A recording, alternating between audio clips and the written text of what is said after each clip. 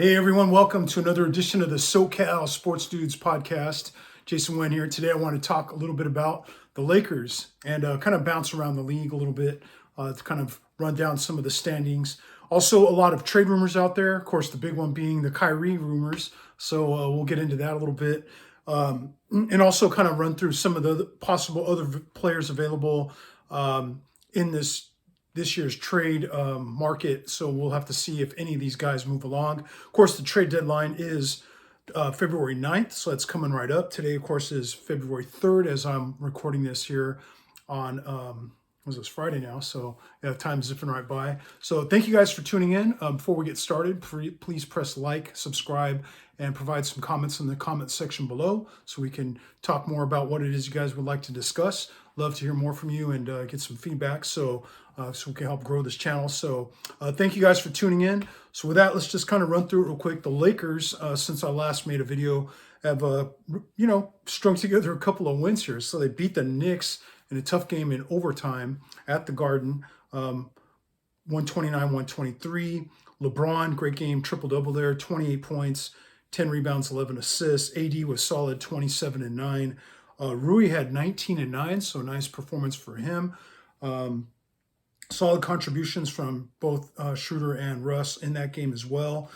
They backed it up a couple nights later, winning at Indy. That was just yesterday. That's a tough one, man. But they pulled out a 1-point win on the road. So now they've evened up this road trip at 2-2. So hopefully they can finish this off. They do play New Orleans on Saturday with tomorrow at New Orleans. So real quick on the Indiana game, LeBron 26-7-7. AD had 31-14. Key block there at a key moment in the game to help preserve the win. So kind of dodged a bullet there with Buddy Hield missing a shot there at the end. So that was too close for comfort, if you ask me. But hey, a win's a win, and yeah, we need them as many of these as we can get.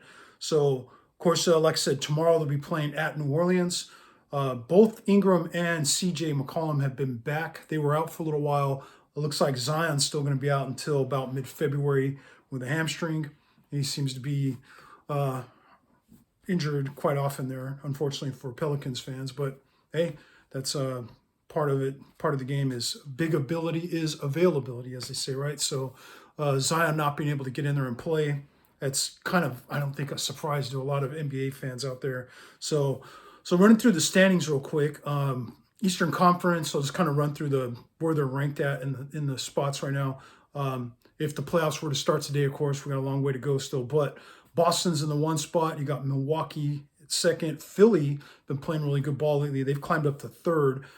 Brooklyn now 4th. They got some key injuries there, of course, with KD being out and Ben Simmons kind of been in and out of the lineup. So, but didn't seem to bother them the other night when they beat the Lakers. And I was like, of course, LeBron didn't play that night or AD, so that was kind of resting up after that Boston loss. Oh, that was bad, man. That was tough one. But anyway, we're going to move on. We're moving forward, not looking back. So Cleveland's in the 5 spot. Miami's climbed up to 6 now. You got New York at 7, Atlanta 8, Washington at the 9 spot. They've kind of climbed back in it as well.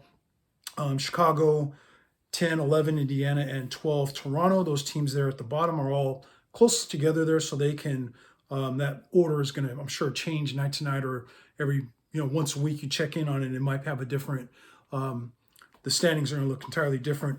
Out in the West, Denver's still in the 1 spot. They have been for much of the year here. Memphis up in the 2nd spot. Sac is 3rd. That's kind of a surprise. Sacramento, huh? Wow. What a year they're having, though, man. Mike Brown doing a good job. Got the Mavericks in 4th, Clippers 5. Phoenix are in 6, Minnesota 7. In Utah, I'm sorry, it's 8th. Golden State at 9. They've been having some injuries, dealing with it. Reigning champs, they're kind of just hanging on there to one of these last spots, play-in spots. Portland at 10, New Orleans now down to 11. They were 3rd, like I think last time I talked to you guys about the standings and stuff. 0-10 in their last 10. That's what makes it scary when we run into them tomorrow. Run into a team that's lost 10 straight. It's like, oh, great. And they better not, end this streak against us. The Lakers, go out there. Don't take these guys for granted. got to watch out. A hungry team that's lost 10 straight. Got to go in there and get this win, man. It's going to be, you have to earn it. Finish this road trip with a 3-2 record, ideally, and then you come home for, a couple games there. And by the way, I was fortunate, I'll tell you in a minute. Lakers are in the 12th spot, and 13 is OKC. There's only 3 games, though, between the 4th spot and the 13th spot. So, again, these teams are just all squished in there, clustered together. And so not a lot of separation just yet. So this West is tight race, man. We got, ways to go, of course, but it's been very competitive there in the West. Only the team at the top 2 spots there, and maybe SAC now is kind of settled into the 3rd. But, I mean, with all this way to go, a team's going to get hot and I think climb the rankings. Other teams, I think, are going to slide down a little bit. Teams are going to be getting healthy, and there's a lot of these teams that are kind of in the middle of the pack that have some key injuries that I think are the reason why they're kind of lower than maybe they otherwise should be. So, but getting back to that, next homestand for the Lakers, they're going to be playing OKC and Milwaukee here next Tuesday, next Thursday. So, as we know, LeBron's only 63 points away from breaking Kareem's all-time record. Kareem, 38,387 points, man. And he broke the record actually back April 5th of 84.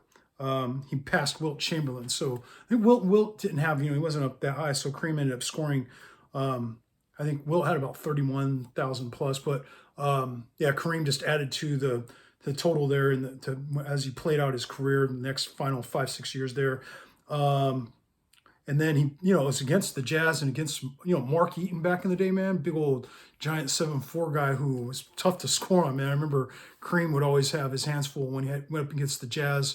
They had, Mark Eaton just clogging things up there. But yeah, LeBron, man, what a run he's had. And I mean, still going strong at his age, 63 points away. So I was fortunate to get tickets to both the OKC and Milwaukee games. So I'm going to be there for LeBron. Hopefully he's, I don't think he's going to score 63 here against New Orleans. So we try to time it where we're like, hey, man, I think there's a good chance he breaks this record during this 2-game homestand there, or again, in those 2 games that they're at home against OKC and Milwaukee. So, of course, I'm going to be up in the nosebleeders, but maybe I'll make a video for you guys and kind of post it and just get the live reaction when LeBron does it.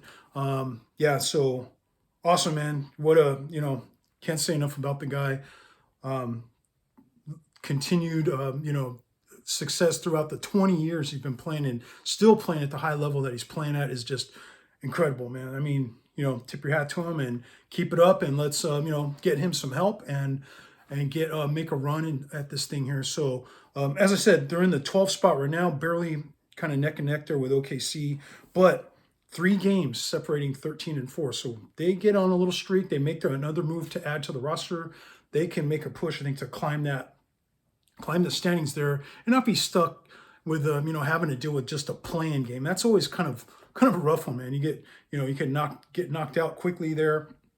Much better to secure one of the top 6 spots there, so you don't have to worry about being at the mercy of a 1-game play-in type thing. And if you don't win that, you get knocked into that secondary bracket. It could be over quick, and all the long season and hard work that you put in. Ideally, you'd like to climb with the standings, get the kind of touch up this roster right now, and get the pieces needed, I think, to be able to make a move and climb the standings, so you can stay out of that kind of bottom part of the playoff bracket. So let's see with the names that are out there. Speaking of which, let's kind of go through some of the NBA trade rumors. The big news, of course, today that all Laker fans, I'm sure, are excited about is Kyrie kind of is asking for a trade again. So it sounds like he wasn't able to come to any sort of contract extension with the Nets. So we were visiting this, of course, last offseason where, hey, Kyrie wants to get traded. Let's get him here. We're all for it. Now it's interesting that this has come back again. Trade deadline coming right up here in a few days. We're about a week away now, the 3rd. So yeah, 6 days away. So going to be interesting to see if they can hammer out some details and make a deal happen. Of course, these other Western teams are trying to get in on it too, or you hear Dallas or the Clippers or some of these other teams that are in on Kyrie. But man, Kyrie's kind of made it clear he wants to play with LeBron. wants to play with the purple and gold, man. That's where I think he should, of course, end up. And these other teams that are going to try and, get him away from Brooklyn would probably just be renting him for half a year. So I think ideally we can find a way to keep enough cap space open to sign him, whether we trade for him and give him an extension in the summer, or we can maybe sign him to a favorable deal at least when he first comes here and work something out for the longer term as he, his tenure here in LA would continue. So, and then the other thing, man, is I love the talk of this stuff and the prospect of, the dream scenario of getting Kyrie here, because you put him and LeBron together with AD, I mean, that trio right there, man, would be, I think, putting fear into a lot of the rest of the league. But I don't know, man. I just wonder how motivated Brooklyn really is to just, here we are again. Are they going to trade him? Or are they just going to let this thing play out and then have to deal with it in the summer? Are they going to wait and just call his bluff? I don't know, man. I would love to see it happen. I just wonder, can it happen? And what ultimately will be the price we would have to pay to get him. Of course, Russell Westbrook would have to be involved in a trade. I think another player would have to be included from Brooklyn's side to match salary here, because Russ is making more than Kyrie. So, the other thing is the draft compensation. How much at this point, we're, halfway or more through the season now, I don't think we need to throw in 2 first rounders to get Kyrie over here. It's like, hey man, the price, it's halfway through the season. He wants out. He's indicated he only wants to come to one team. The price should come down. I mean, we kind of, I think, hold some cards in those negotiations there. So I'd love to see him here, man. If you have to give the 2, maybe find a way to protect one of those, or put some, like I said, put protections in place so not both picks are, possible lottery picks down the road if we stink it up in 2027 and 2029. But for sure, one of those 2 firsts, I'd say, all right, Russ, and 1 first for Kyrie and something. Would you guys consider giving up one of the youngsters? I've read that they're saying hell no to trading, including Austin Reeves in a trade, and I don't blame them, man. I'd say hold on to Reeves. Max Christie, that's a guy I'm sure a lot of Laker fans have come to appreciate and root for. We see a lot of good things out of him. I would hate to have to include him in any trade, but would you do it if it gets you the deal, if it's able to be the one final piece that Brooklyn needs in order to finalize the deal? Leave some comments in the comments section there, and let's talk about that. I'd be interested to see what you guys think. What price is right and what price is maybe too high? I kind of always leery about just giving everything away, giving away the farm, throwing away picks. I've done that before. We gave away too many picks, I think, when we traded away or got AD. Of course, we need to give some away, but the Westbrook trade, man, we threw in a first on that one. I didn't agree with that at all. I thought we could have done the deal with just the players that were included in that deal, not needing to include the first rounder, because we're taking Westbrook's $47 million contract off your books, Washington. We don't need to give you a first rounder. Shit, you should be throwing in a first rounder for us, man, the way I see it. But anyway, that's, obviously water under the bridge, and we're now at another point here where, all right, talking at least, or the prospect of getting Kyrie is back out there again. I love it, man. I would love to see him here. Phenomenal player, probably the best, point guard there is in the league, talent-wise. Just hopefully stays committed is the one thing with him. And then you have the contract situation. And but if you pair him up with LeBron, man, he's not gonna dick around here in LA, man. He'll come here. I think he'll be focused. He'll know, okay, quit wearing out your welcome and all this other stuff. It's like, just get here to Lakerland, play ball, focus on the task at hand, try to bring, a championship, multiple championships here, which is what Laker fans want to see. So, but fun stuff, man. I think it's, the exciting thought of maybe being able to get Kyrie here to the Lakers. The other one, keeps coming up again, but Charlotte, the Terry Rozier scenario. Do we make a move there? Does it need to include Russ? If it includes Russ, that means we're going to have to take back additional salary there. Rozier, I think, is making about 24 a year, so there's a gap between what Russ makes and what Rozier makes. But I was reading that they can possibly pull that trade off by just going P. Bev, Lonnie Walker for Rozier. I mean, I'd love to have Rozier. If that Kyrie scenario is a pipe dream, I mean, Terry Rozier is a fallback plan, not a bad secondary option there. And maybe that still gives you the flexibility of being able to, you give the Lakers anyway, flexibility of being able to move Westbrook and some other type of deal. I don't know. I mean, so yeah, Terry Rozier, though, I think would be a great fit. Bucket getter, guy averaging over 21 a game, I think, right now. Showed in the past when he was with Boston, he's kind of had some clutch moments during the playoffs. Can hit from outside, which is, you've seen lately the concern from Lakers and Laker fans. Maybe when we get to the playoffs, it's going to be kind of Russ having to try and shoot jumpers and hit threes. It's like teams are just going to back off and leave it open. And we even saw like against Indiana the other night, man. It's just like, Russ, you have those, great days where you're shooting a high percentage, but a lot of days, man, you're still clanging them from out there, man, throwing up some bricks, and it's kind of tough to watch. So if we get someone who's more capable of just consistently knocks down 3-pointers and more of a pure, threat from downtown, I think that is definitely something to look at there. Also, you're reading about Utah possibly being interested in Russ. So that's another scenario. Okay, if they are, what is their price? What are we going to get back? What are they expecting out of us, man? It's like, okay, give you guys Russ and 2 first-rounders. Danny Ainge, man, you already took Minnesota to the cleaners there, getting 5 picks for Gobert. But don't expect it to happen again, I don't think, man. It's like, you scored on that one, man. I'll give you credit. Good job, Ainge, in getting 5 picks for Utah there. But, I mean, the Lakers, man, they got to be smart about what price they pay if they're going to deal with Utah. Because Ainge is kind of, you know what I mean? He's kind of a slick car dealer type over there, man. Like grabbing kind of squeezing teams for more in any trade. And it's like, okay, well, maybe 1 first-rounder would be an option for them. Maybe throw in a second. But then what are we getting back? Mike Conley's kind of getting up there a little bit if he's one of the pieces that's included in, as a player that comes back in that trade. Jordan Clarkson, of course, ex-Laker, we drafted him. But, it would just be stuffing the roster full with duplicate players, with Clarkson being kind of like a Lonnie Walker, 2-guard off the bench type.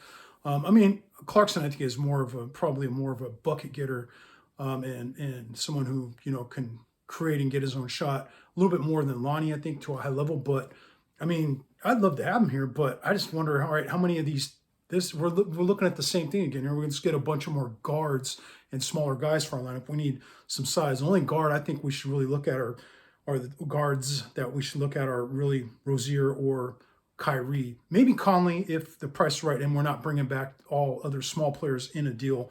So we have to move out a smaller player to get back a smaller player. Then I think it makes some sense there. I would still like to get a 3-and-D wing. Maybe, a little bit more quality depth at the backup big man position.